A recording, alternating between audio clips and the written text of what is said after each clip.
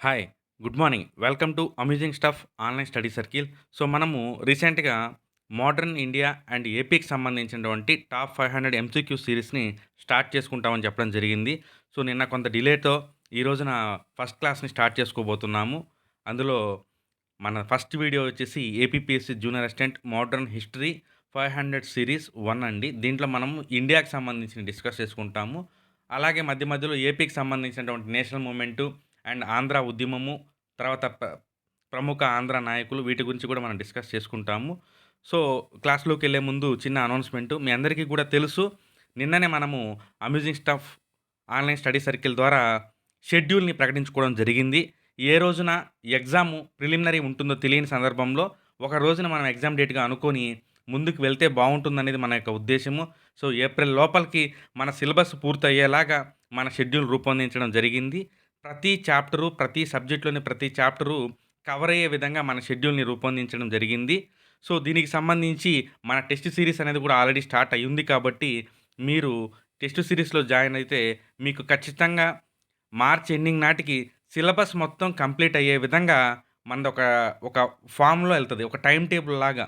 అంటే ఒక రోజు మిస్ అయిపోయినా గానీ ఏదో మనము మిస్ అయిపోయాము అన్న ఫీలింగ్‌తో ఒక నిబద్ధతతో ముందుకెళ్ళేదానికి ఈ షెడ్యూల్ అనేది ఒక రకంగా చెప్పాలంటే ఒక టార్చ్ లైట్ లాగా, టార్చ్ బేరర్ లాగా మీకు కనపడుతుందని జెప్పి మీకు నేను ఖచ్చితంగా చెప్పగలను. So, APPSC junior assistant test సీరీస్‌లో 40 టెస్ట్‌లుంటాయండి. 30 వచ్చి చాప్టర్ వైస్ అండ్ 10 వచ్చేసి గ్రాండ్ టెస్ట్‌లు. సో, దీనికి సంబంధించి మీరు జాయిన్ అవ్వాలనుకుంటే 9441541828కి 599 ఓన్లీ ట్రాన్స్‌ఫర్ చేసేసి కాల్ గాని చేస్తే మీ మెయిల్ తీసుకొని మీకు రేపటి నుంచి ప్రారంభమయ్యేటువంటి మన ఈ టెస్ట్ సీరీస్ జర్నీని యాడ్ చేసుకుంటారు. దీని తర్వాత ఇంకొక చిన్న అనౌన్స్‌మెంట్ అండి. ఈ రోజునే మన అమేజింగ్ స్టఫ్ స్టడీ సర్కిల్ నుంచి ఇంగ్లీష్ కోర్సు స్టార్ట్ అవ్వబోతుంది. ఈ రోజునే. ఎందుకంటే రూరల్ బ్యాక్‌గ్రౌండ్‌లో ఉన్న వాళ్ళు చాలామంది ఇంగ్లీష్ పట్ల కొంత ఇది కలిగే వాటిలిని బట్టి మన వాళ్ళు హైకోర్ట్ టైమ్‌లో గూడా చెప్పడం జరిగింది. సో, అందుకని జెప్పి హైకోర్ట్ టీమ్‌లో ఉన్న వాళ్ళు కూడా దీన్ని ఫాలో అప్ చేసుకొని మంచిగా 75 మార్క్స్ వెయిటేజ్ అంటే మామూలు విషయం కాదు. దానికి తగ్గట్టుగా సెట్ ఆఫ్ ఎగ్జాంపుల్స్‌ని, ప్రాక్టీస్ సెట్స్‌ని అన్నిటిని కూడా అందించేందుకు ప్రవీణ్ సార్ బాగా ట్రై చేసి ఒక మంచి షెడ్యూల్‌ని ప్రిపేర్ చేసున్నారు ఇంగ్లీష్ కోసము. సో, దీన్ని బేస్ చేసుకొని ఎవరైనా గానీ జాయిన్ అవ్వాలనుకుంటే వెంటనే ఈ నంబర్‌కి జస్ట్ రూ. 499 కానీ పంపిస్తే మీకు యాడ్ చేసుకొని మీకు వీడియోసు, క్లాసెసు, మెటీరియల్సు అన్నీ గూడా మీకు అందజేస్తాడు. సో, నెక్స్ట్ మన క్లాస్‌లోకెళ్దాము. సో, ఫస్ట్ క్వెషన్ మోడర్న్ ఇండియాకి సంబంధించి వాస్కోడిగామా భారతదేశంలో పశ్చిమ తీరంలో కాలికట్ ఎప్పుడు చేరుకున్నారు? ఎప్పుడు చేరుకున్నారో అనేది మన బిట్ అనమాట ఇక్కడ. సో, ఆన్సర్ చూద్దాం ఫస్టు. 1498 అనేది మనకు ఆన్సరు. సో, ఇక్కడ మీరింకా ఏం చేయాలి? మీరింకా ఏం జేయాలంటే వాస్కోడిగామా అనేటువంటి వ్యక్తి ఏ దేశానికి సంబంధించిన వాడు? పోర్చుగల్. ఓకే. అది పక్కన పెడదాం. ఆ టైంలో భారతదేశంలో ఇతన్ని రిసీవ్ చేసుకున్నటువంటి వ్యక్తి పేరేమిటి? జమోరిన్. ఆ! జమోరిన్. అయితే ఇతని యొక్క హ్మ్, పేరుంటది. జమోరిన్ అనేది రియల్ పేరు కాదు. రియల్ పేరేంటి అంటే రాజా మనువిక్రమవర్మ. రాజా మనువిక్రమవర్మ. సో, ఒక బిట్ నుంచి 4, 5 బిట్లని మీరు డిరైవ్ చేసుకున్నప్పుడు సబ్జెక్ట్ మీద పట్టనేది వస్తుంది. కాబట్టి ఈ రకంగా మీరు ఎళ్ళండి. వాస్కోడి గామ గురించి అసలు మీకేం తెలుసో ఒక పేపర్ తీసుకొని వాస్కోడి గామ గురించి మీకేం తెలుసో టక టక టక రాసేసేయండి. నెక్స్ట్. సో, మనం ఇందాక డిస్కస్ చేసుకునింది. వాస్కోడి గామాను ఏ భారతీయ పాలకుడు కాలికట్‌లో స్వాగతించాడు? జమోరిన్ అండి. ఇతని యొక్క నిజమైన పేరు రాజా మను విక్రమవర్మ. అంతకుముందు ప్రీవియస్‌గా ఈ బిట్‌ని అడగడం జరిగింది.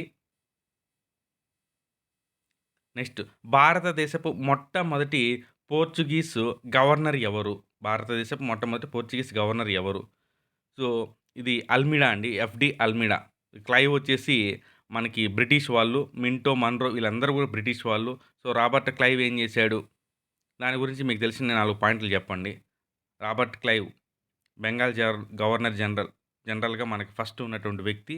అండు చాలా పాపులర్ ఓవరాల్‌గా బ్రిటిష్ సామ్రాజ్యం స్థాపించినటువంటి వ్యక్తి. ఇంక మన్రో తీసుకుంటే మనకి ఇటుపక్క రైతువారీ విధానాన్ని ప్రవేశపెట్టారు.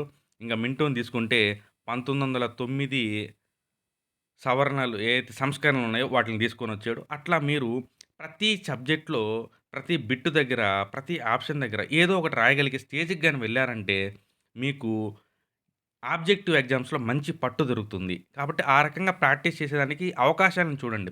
ప్రతి ఒక్కరు రాయాలని లేదు, రాయాలని కోరుకోవాల్సిన అవసరం గూడా లేదు. నిదానంగా వెళ్ళండి. ఎందుకంటే ఫ్రెషర్స్ కొంతమంది ఉన్నారు. వాళ్ళు డైరెక్ట్‌గా రాయాలంటే కొంత ఇబ్బంది కలుగుతుంది. మీరు సబ్జెక్ట్‌ని 4, 5 సార్లు రివైజ్ చేసినప్పుడు ఈ రకమైనటువంటి అవకాశం వస్తుంది. సో, ఇక్కడ ఇంకో బిట్టు. ఇలాంటి ఇయర్సు గ్రూప్ 4లో చాలా ఇంపార్టెంట్‌గా అడుగుతున్నారు. ఇలాంటి ఇయర్సు. సో, పోర్చుగీస్‌ను గోవా వారు పోర్చుగీస్ వారు గోవాని ఎప్పుడు స్వాధీనం చేసుకున్నారు? ఇది 1510 1510లో ఈ ఈ సంఘటన అనేది జరుగుతుంది.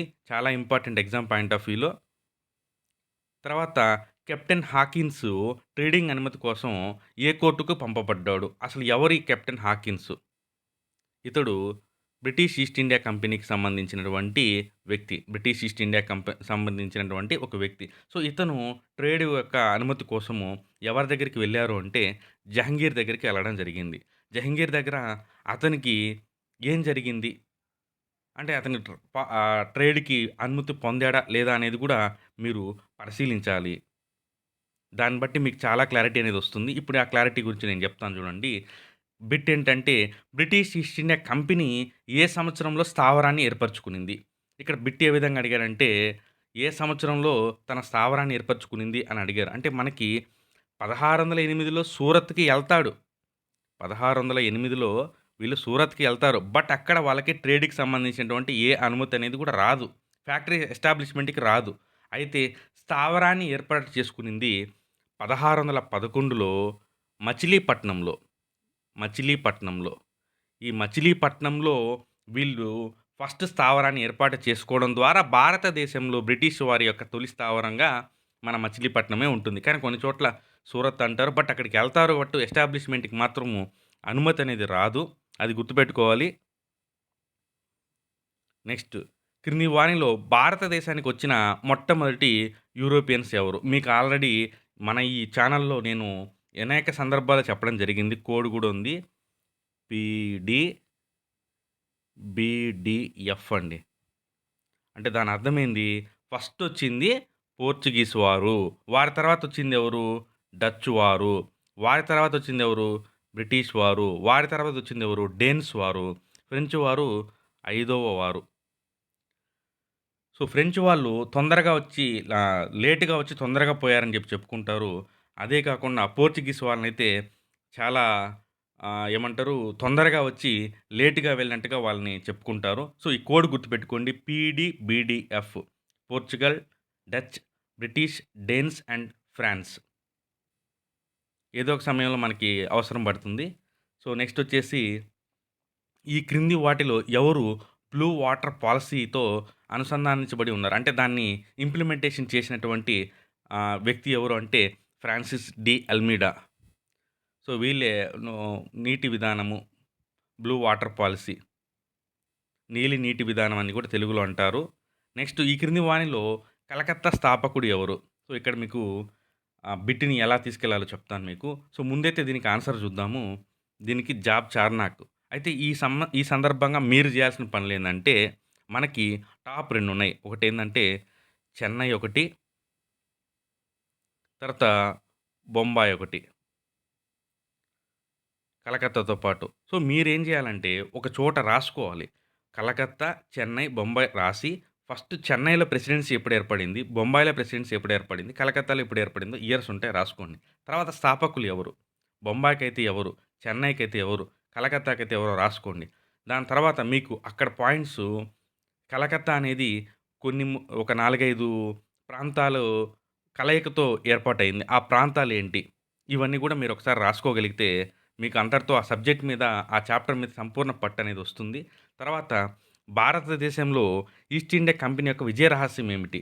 ఇది మాత్రము చాలా చాలా ఇంపార్టెంట్ అండి. ఎందుకంటే, భారతదేశంలో బ్రిటిష్ ఈస్ట్ ఇండియా కంపెనీ వచ్చే నాటికి జాతీయవాదం అనేటువంటి ఫీలింగ్ అనేది రాలా అప్పటికి ఇంకా పుట్టుకోల. ఎందుకంటే ఎవరి పాటికి వాళ్ళు అనేక సంస్థానాలే తమ దేశంగా భావిస్తూ వస్తూ వచ్చారు. అంటే స్థానికంగా ఉన్న సంస్థానాలే ఒక దేశం గాబట్టి, వాళ్ళ సంస్థానం మీద ఉన్నటువంటి ప్రేమ దేశం గురించి ఆలోచించలేదు. తర్వాత కంపెనీ సైన్యము పాశ్చాత్య శిక్షణ పొందింది. వారి దగ్గర అనేక ఆధునిక ఆయుధాలున్నాయి. ఇది కూడా కరెక్టే. తర్వాత భారతీయ సైనికుల్లో విశ్వసనీయత లోపించింది. కారణం ఏమిటంటే, అనేక రకమైనటువంటి పనులు. ఎందుకంటే, ఫర్ ఎగ్జాంపుల్ మనం గాని గమనించినట్లయితే, లోకల్‌గా ఉన్నటువంటి ఈ జమీందారులు వాళ్ళని ఇన్‌ఫ్లూయెన్స్ చేశారు చాలా ఎక్కువగా. అంతేకాకుండా ఆ సమయంలో ఉన్నటువంటి లిటరసీ గూడా చాలా తక్కువ కాబట్టి, అది గూడా మన వాళ్ళ యొక్క విశ్వసనీయత లోపతకి కారణంగా ఉంటుంది. సో, ఓవరాల్‌గా దీనికి ఆన్సర్ వచ్చేసి డి. ఇలాంటి బిట్లు గ్రూప్ 4లో కనీసం ఒక 4, 5 వస్తాయన్నమాట. అంటే పైవన్నీ అనేటివి. అది గూడా ఒకసారి చూద్దాం మనము. క్లాసెస్‌లో మాదిరిగా మనం వెళ్తా ఉంటే ఇలాంటి ట్రిక్స్ అన్నిటిని మనం ఒకసారి ఫాలో అప్ చేసుకుందాము.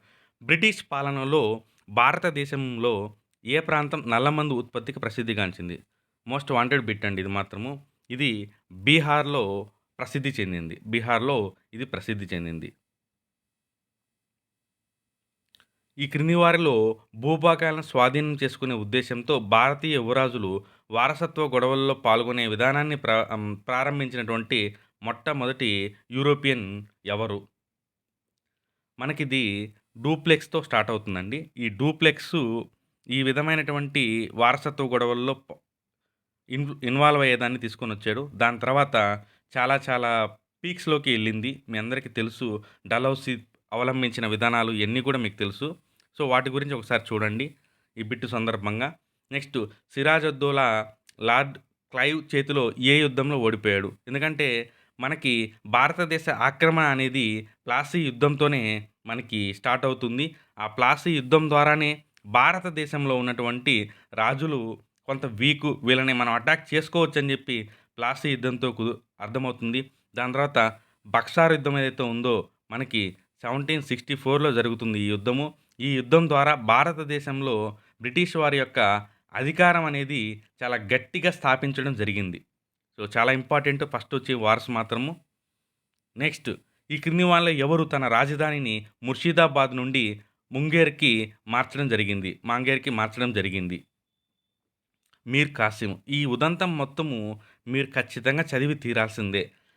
1757లో స్టార్ట్ అయినటువంటి ఈ ప్లాసీ వార్ ఏదైతే ఉందో, ఆ వారు సిరాజుద్దౌలా, తర్వాత మీర్ జాఫరు, మీర్ కాసిము వీళ్ళందరూ ఇన్వాల్వ్ అవుతారు. దాని తర్వాత సిరాజుద్దౌలా మరణించడము, తర్వాత వాళ్ళొచ్చి ఆ అధికారాన్ని హస్తగించుకున్న సందర్భంలో వారికి బహుమతులుగా ఇవ్వబడేటువంటి ప్రాంతాలు కావచ్చు. దాని తర్వాత మీర్ కాసిమ్‌కి బ్రిటిష్ వాళ్ళకి పొరపచ్చాలు రావడము, తర్వాత ఫ్రీ ట్రేడ్ పత్రాలు, పేపర్స్‌ని మీర్ కాసిం తీసుకురావడము, తద్వారా వాళ్ళు మీర్ కాసిమ్‌ని దింపేయాలని ఉండడము. ఇవన్నీ కూడా మనకి ఈ బెంగాల్ యొక్క ఆక్రమణ సందర్భంగా తెలుస్తాయి. వాటి గురించి ఒకసారి మీరు ఫోకస్ చేయండి. నెక్స్ట్ ఈ క్రింది పాలకులలో ఎవరు బ్రిటిష్ ఈస్ట్ ఇండియా కంపెనీకి దివానీని మంజూరు చేశారు? దివానీని అంటే ఫ్రీ ట్రేడ్ లాగనమాట అది. రెండవ ఆలం, రెండవ ఆలం షా ఆలం 2 ఎందుకంటే బక్సార్ వార్‌లో వాళ్ళు కంప్లీట్‌గా ఇదైపోతారు. బక్సార్ వార్ తర్వాత అలహాబాద్ సంధి 1765లో జరుగుతుంది. తద్వారా ద్వంద్వ పరిపాలన ప్రవేశపెడతారు. నెక్స్ట్ 16థ్ క్వెషన్ 1760లో వండి వాష్ యుద్ధంలో ఓడిపోయిన ఫ్రెంచ్ కమాండర్ పేరు ఏమిటి? సో, యాక్చువల్‌గా వండి వాష్ యుద్ధం అనేది ఏ ప్రాంతాల్లో ఏ దేశాల మధ్య జరిగిందనేది బిట్టు. బట్ ఒక్కోసారి కమాండర్ పేరు అడిగేదానికి అవకాశం ఉంది. ఇక్కడ ఫ్రెంచ్ అనే పదం గాని ఇయ్యకుంటే కమాండర్ అని చెప్పినప్పుడు మనము ఎవరిది పెట్టాలనే దానికి ఎక్కువగా ఇబ్బంది పడేదానికి అవకాశం ఉంటుంది. సో, అందుకే ఫ్రెంచ్ అనేది గుర్తుపెట్టుకోండి. ఫ్రెంచ్ యొక్క కమాండర్ అయినటువంటి కౌంట్ డి లాలీ. ప్లాసీ యుద్ధము ఏ ఇయర్‌లో జరిగింది? ప్లాసీ యుద్ధము 1757లో జరిగింది. బక్సార్ యుద్ధము 1764లో జరిగింది. సో, గ్రూప్ 4లో బిట్స్ సింపుల్‌గానే ఉంటాయి. బట్ డెప్త్‌కెళ్తుంటారు ఒక్కోసారి. భారతదేశంలో బ్రిటిష్ వారి ఆధిపత్యాన్ని స్థాపించడానికి దారితీసినటువంటి అత్యంత నిర్ణయాత్మక యుద్ధం ఏమిటి? సో, మనం ఇందాక కూడా డిస్కస్ చేసుకోవడం జరిగింది. అదే బక్సార్ యుద్ధము 1764లో జరిగింది. ప్లాసీ యుద్ధము 1757లో జరిగినప్పటికీ సంపూర్ణమైనటువంటి స్థాపనకి దారి తీయలే. బట్ బక్సార్ యుద్ధంకి స్పెషాలిటీ ఏంటంటే ఏకంగా మొఘల్ సుల్తాన్లు, అయోధ్య నవాబు, తర్వాత బెంగాల్‌కి సంబంధించినటువంటి నవాబులు వీళ్ళందరూ కలిసి బక్సార్ యుద్ధంలో పాల్గొనడము, మూకుమ్మడిగా ఓడిపోవడం వల్ల బక్సార్ యుద్ధంకి ఆ ప్రాధాన్యత అనేది సంతరించుకునింది. సో, వండివాష్ యుద్ధంలో ఏం జరిగింది? ఇందాకనే మనం చూడడం జరిగింది దీన్ని. ఫ్రెంచ్ వాళ్ళు ఓడిపోవడం జరిగింది. ఫ్రెంచ్ వాళ్ళు ఓడిపోవడం జరిగింది. నెక్స్ట్ మహారాజా రంజీత్ సింగ్ యొక్క రాజధాని ఏమిటి? సో, మీ అందరికి కూడా తెలుసు. ఈ ఏరియాలో బిట్స్ అనేటివి చాలా డెప్త్‌గా ఉంటాయి. అండ్ రేర్‌గా చూస్తుంటాము. బట్ అవి చాలా ఇంపార్టెంటు. లాహోర్ అనేది మనకి ఆన్సర్ అండి. సో, ఓవరాల్‌గా మనము మోడ్రన్ ఇండియాకి సంబంధించి అదొక ఓషన్‌లాగా బిట్స్ ఉంటాయి. బట్ దాంట్లో మనం టాప్ ఎంసీక్యూస్‌ని తీసుకొని ఎళ్తా ఉంటాం. స్టార్టింగ్ మనము బ్రిటిషు రాజ్య స్థాపన, యూరోపియన్‌ల రాక దగ్గర మనం డిస్కస్ చేసుకున్నాము. ప్యారలల్‌గా మనం ఏపీని గూడా డిస్కస్ చేసుకుంటూ వస్తాము. సో, ఎలా అంటే ఈరోజు బ్రిటిష్ సామ్రాజ్యానికి సంబంధించినటువంటి బిట్లు ఇండియా కవర్ చేశామంటే, నెక్స్ట్ ఏపీకి గూడా కవర్ చేసేయడం వల్ల ఏమవుద్దంటే, అభ్యర్థికి ఎక్కువగా గుర్తుపెట్టుకునేదానికి అవకాశం అనేది ఉంటుంది కాబట్టి సో, వన్స్ ఒక టాపిక్ అయిపోయాక అదే టాపిక్‌కి సంబంధించిన ఏపీ గూడా మనము డిస్కస్ చేసుకుందాము. సో, మీరు చేయాల్సిందల్లా బిట్టుని చదువుకొని, దాని ద్వారా ఇంకా ఏమేమి డిరైవ్ చేయగలరో వాటిలిని చూసుకోండి. కన్ఫర్మ్‌గా ఒక నోట్‌బుక్ లాంటిది పెట్టుకోండి. ఎందుకంటే మనము ఒక 500 ఎంసీక్యూ సీరీస్‌ని మనం ట్రావెల్ చేసుకుంటూ ఎళ్తాం గాబట్టి, వాటన్నిటిని గూడా మనం ఒక పేపర్ మీద గాని, ఏ క్లాస్‌కి ఆ క్లాస్ గాని ప్రిపేర్ అవ్వగలిగామంటే మాత్రము కన్ఫర్మ్‌గా మంచి పట్టనేది మనకు దొరుకుతుంది. సో, ఈ రోజుకైతే మనం ఈ క్లాస్‌ని ఇంతటితో ఎండ్ చేద్దాము. రిమైనింగు దానికి సంబంధించి రెగ్యులర్‌గా ఫాలో అప్ చేద్దాము. నిన్న షెడ్యూల్ వరకే మనకు కొంత టైం అనేది దాని మీద స్పెండ్ చేయాల్సొచ్చింది కాబట్టి, కంప్లీట్ క్లాస్ అనేది నిన్న ఇవ్వలేకపోయాము. బట్ ఇవాళ నుంచి మాత్రము మనము ఎంసీక్యూ సీరీస్‌ని అదే విధంగా ముందుకు తీసుకెళ్తాము. పాలిటీ కూడా మనకి స్టార్ట్ అవుతుంది ఈ రోజునే. సో, మన ఛానెల్‌ని ఎవరైతే ఫస్ట్ టైమ్ చూస్తున్నారో వాళ్ళు సబ్స్క్రైబ్ చేసుకోండి. మోర్ అప్డేట్స్ కోసము టెలిగ్రామ్ ఛానెల్‌ని జాయిన్ అవ్వండి. Thank you.